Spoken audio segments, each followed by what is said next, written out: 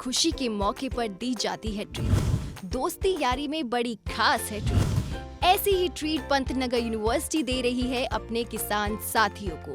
क्या है ये ट्रीट, जानेंगे पंतनगर यूनिवर्सिटी के निदेशक प्रसार शिक्षा डॉक्टर अनिल कुमार शर्मा से।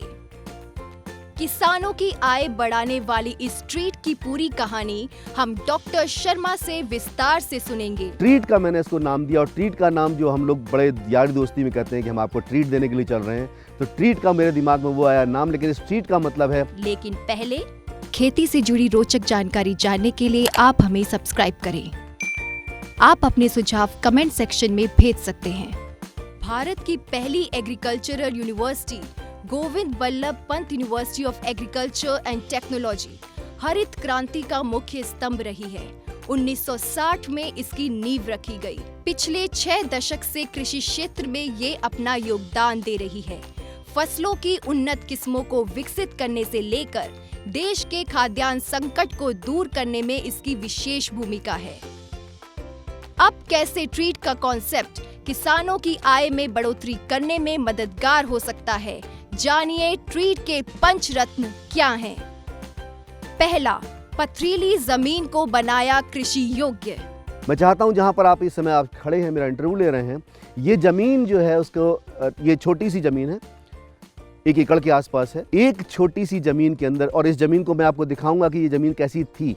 ये पथरीली जमीन थी, इसके ऊपर कुछ नहीं होता था आज से 1.5 साल पहले तक, और आज आप देखेंगे तो यहाँ पर हर तरह की खेती हो रही है। दूसरा, एकीकृत कृषि मॉडल को दर्शाती है ट्रीट। हम फ्रूट भी कर रहे हैं, हम वेजिटेबल भी कर रहे हैं, हम पॉली हाउस में खेती भी कर रहे हैं, हम यहाँ पर फिशरीज भी कर रहे हैं, हम यहाँ पोल्ट्री भी कर रहे हैं, हम यहाँ मशरूम भी कर रहे हैं, यहाँ हम हैचरी भी कर रहे हैं, यहाँ हम गोटरी भी कर रहे हैं। बहुत सारी चीज़ें जो है हम इसमें इन्वॉल्व किए हुए हैं।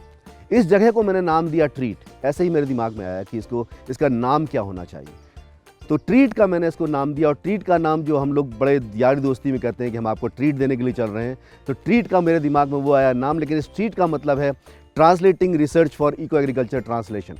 मतलब जो हमारी रिसर्च होती है उसको हम इकोसिस्टम ओरिएंटेड बनाएं। और तीसरा पंचरत्न है कुपोषण से सुपोषण की ओर जाने का लक्ष्य। हम लोग बैगिंग बाउल स्टेज में थे किसी समय पर।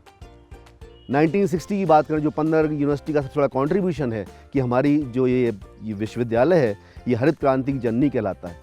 तब हमारे पास हम लोग जो हैं वो, हमारे पास खाद्यान्न नहीं था, लेकिन आज हम खाद्यान्न में सरप्लस हैं, हमारी टेक्नोलॉजीज आ चुकी हैं।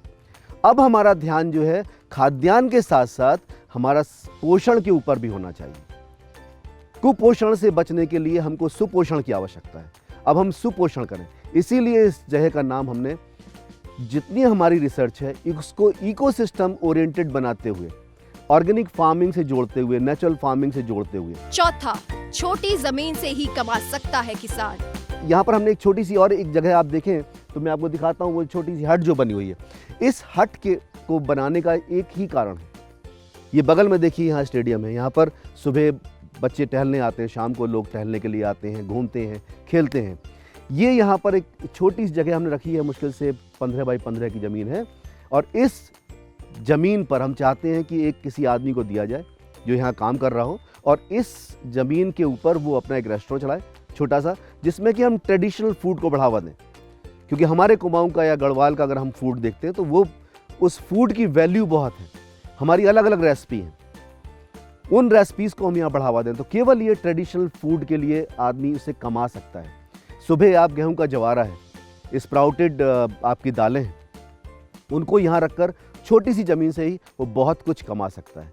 तो ये इनकम जनरेशन भी है, टेक्नोलॉजी का डिमॉन्स्ट्रेशन भी है, और एक होलिस्टिक सिनेरियो है हमारे किसान के लिए जिसके पास छोटी ज़मीन है। और ये है पांचवा और आखिरी रत्न, किसानों की आमदनी में बढ़ोतरी। हम गेहूं धान की जो परंपरागत काम हो रहा है, गेहूं धान को थोड़ा सा पीछे रखकर अगर हम मिलेट्स पे जाते हैं, अगर आप 10 साल का डाटा उठाइए और उस डाटा को आप देखिए, तो हमारे जो स्मॉल मिलेट्स हैं, आपका मंडुआ हो गया, झिंगोरा हो गया, बहुत सारी मिलेट्स हैं, रागी है, आपका सांवा है, ये सारी चीज़ें हमारा किसान करता है।